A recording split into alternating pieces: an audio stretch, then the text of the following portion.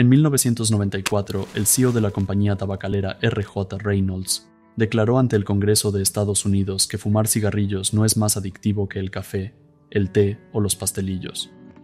Seguramente hay quienes no pueden resistirse a un pastelillo, pero todos podemos coincidir en que, a pesar del dolor de estómago y el riesgo de diabetes, comerlos eventualmente no es tan peligroso como fumar cigarrillo.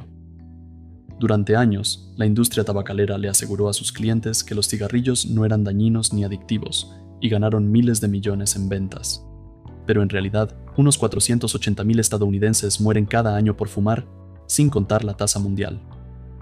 4 años después de la comparación falsa de Johnston, las 4 grandes tabacaleras llegaron a un acuerdo con algunos estados de Estados Unidos: pagar $206,000 millones en 25 años para cubrir los costos médicos de enfermedades por fumar. Ellos mintieron, y ahora sabemos por qué lo hicieron. Si bien la mentira de las corporaciones sobre los cigarrillos es letal, empresas, gobiernos y hasta personas bien intencionadas nos mienten de formas más sutiles todo el tiempo. Piensa en la última entrevista de trabajo que tuviste. Tal vez escuchaste algo como: nuestros empleados son nuestro activo más valioso, y lo crees hasta que te despiden. Y esos despidos siempre están disfrazados de reestructuraciones o jerga corporativa para decirte que simplemente ya no te necesitan. No es personal, son negocios. Y aun cuando mantienes tu trabajo, los salarios permanecen estancados y a veces incluso bajan con los altibajos de la economía. Los empleados no son el activo más valioso de la empresa. Ocurre lo mismo cuando nos dicen: sus respuestas serán confidenciales cuando se les pida que realicen una encuesta sobre el rendimiento de la empresa o su equipo.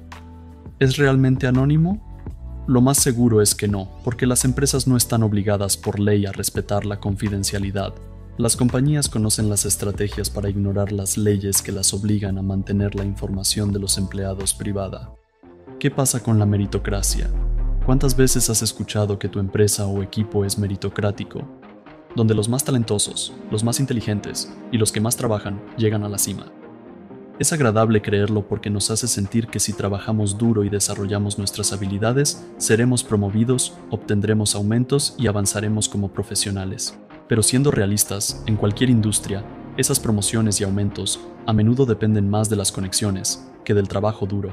En ocasiones, los mejores son premiados, pero muchas veces se trata de a quién conoces. Las relaciones que formas en el trabajo son las que llevas contigo, así que trabaja duro, pero también haz contactos. Las mentiras corporativas son cosas que dicen las empresas para mantener contentos a los trabajadores, pero hay mentiras más elaboradas y manipuladoras. Las compañías quieren que pensemos que nuestros trabajos dependen de impuestos bajos, y es cierto que las tasas son altas en el mundo, pero las corporaciones han creado sistemas de créditos fiscales y subsidios para disminuir al máximo la carga de impuestos. La idea de que una baja tasa de impuestos corporativos genera más empleos es, en su mayoría, una farsa. La afirmación de que los sindicatos obligan a trasladar empleos al extranjero es similar. Y aunque los sindicatos elevan los costos laborales, millones de empleos no sindicalizados también se envían fuera del país. El problema no es la sindicalización, sino el poder de la globalización. Los programadores nunca fueron sindicalizados, pero muchas empresas han movido sus operaciones a India y China. La realidad es que los sindicatos cambian el poder, alejándolo de la gerencia. En algunos casos, pueden causar problemas. La corrupción es uno de esos, pero cuando funcionan bien, limitan y responsabilizan a la gerencia por sus decisiones. Demonizar a los sindicatos y asociarlos con la pérdida de empleos es una táctica, no para mantener empleos en casa, sino para evitar que los trabajadores se sindicalicen.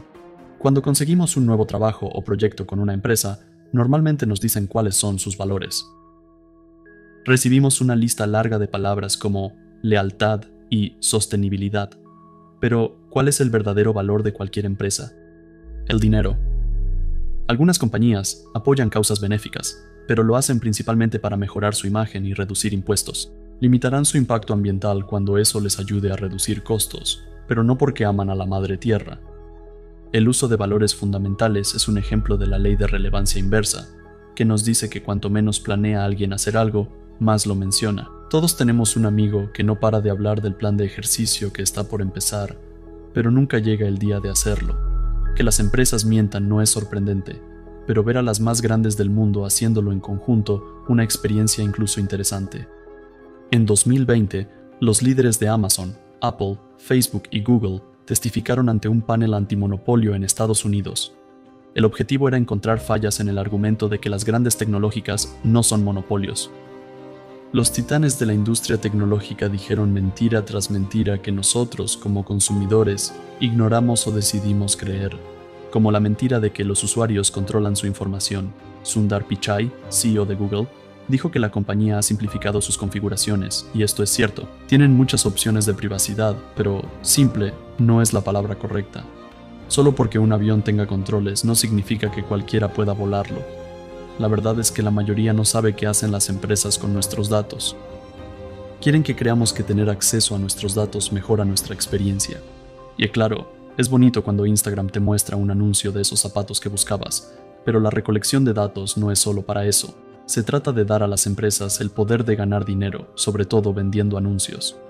La publicidad ayuda a las grandes empresas a crecer, todos lo sabemos. Una de las falsas afirmaciones hechas en la audiencia fue que estas enormes compañías no son tan grandes.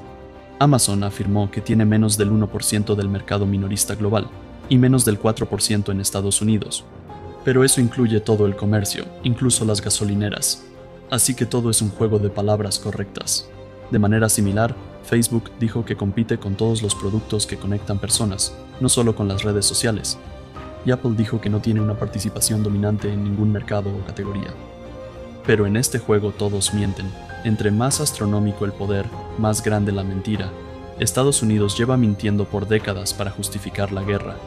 En la administración de Clinton, bombardearon lo que afirmaron era una fábrica de armas químicas en Sudán. Pero resultó ser una fábrica farmacéutica. Luego, la administración de Bush inventó una red de información falsa para convencernos de que Irak tenía armas de destrucción masiva, la justificación para la guerra. El caso más famoso de Estados Unidos, mintiendo para perpetuar la guerra, fue durante Vietnam. En el Pentágono se filtraron y publicaron documentos. Mostraron que el gobierno había mentido para encubrir que Estados Unidos estaba perdiendo en Vietnam. En los 60, mientras la guerra seguía, los funcionarios insistían que el Vietcong estaba en decadencia y que había luz al final del túnel. Pidieron más fuerza, aunque, como nos dijeron los documentos del Pentágono, sabían la realidad de lo que ocurría. Estados Unidos estaba perdiendo.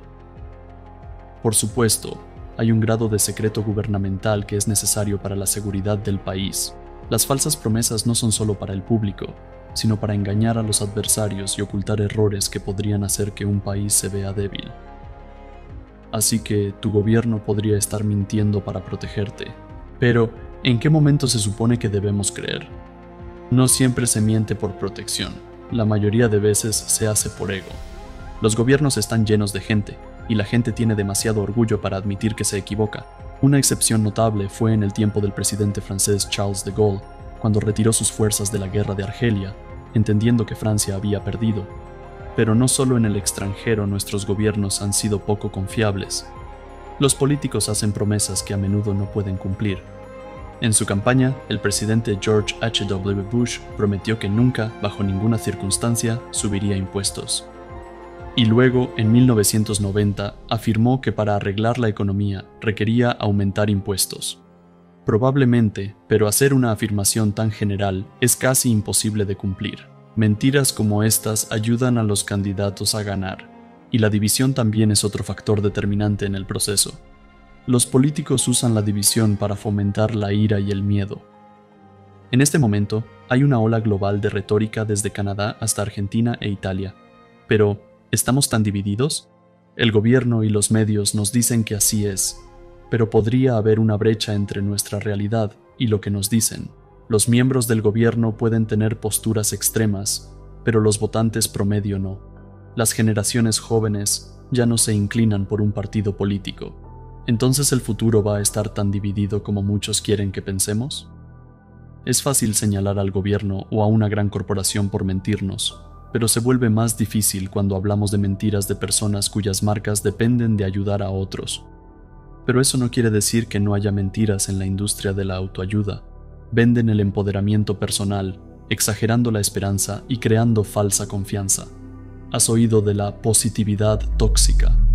Es cuando nos decimos o escuchamos afirmaciones alentadoras que buscan minimizar o eliminar emociones dolorosas. Esto genera presión para ser irrealmente optimista sin tener en cuenta la realidad de la situación. Y la verdad es que la tristeza, la frustración y la ira son emociones útiles.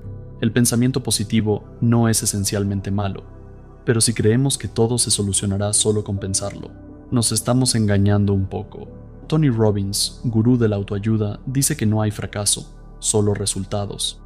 Este concepto de que no existe el fracaso lo vemos en podcasts, libros y publicaciones en redes sociales, empujándonos a ignorar nuestras fallas. Pero, ¿por qué el fracaso se ve tan malo? ¿Por qué tenemos que cambiarle el nombre o ignorarlo? ¿No puede el fracaso ser solo fracaso? ¿Qué hay de malo con sentirse decepcionado? Muchos guías intentan convencernos de que la libertad financiera es nuestra meta final, como si trabajar fuera deshonra. Claro, el estrés financiero no es placentero, pero ¿por qué es tan deseable no tener que trabajar? El mundo nos ha convencido de que debemos vivir de ingresos pasivos y disfrutar cada día. El éxito, financiero o no, requiere tiempo. Y el viaje, aunque duro, no tiene que ser infeliz. Estos objetivos o visiones del mundo son fijados a menudo por gurús y pseudoexpertos, en un intento de hacernos sentir que no somos suficiente. Nos acostumbraron a un sentido de insuficiencia, siempre buscando algo diferente. Si no nos sentimos bien, compramos productos que prometen hacernos mejores. Todo se reduce al dinero. Las mentiras del mundo son nada comparadas con las que nos decimos a nosotros mismos. Quizá nunca seré feliz. Si pudiera arreglar solo esto, mi vida sería perfecta. Si pudiera casarme, encontrar un mejor trabajo, comprar un nuevo auto. Nada de eso solucionará tu felicidad real. Así que no importa lo que tu jefe o presidente te prometan, o lo que ese carismático host de podcast o experto financiero intente hacerte creer. En el fondo, sabes quién eres y sabes lo que necesitas. Solo tienes que confiar en ti para encontrar las mentiras, sobre todo las que mantienes ocultas dentro de ti.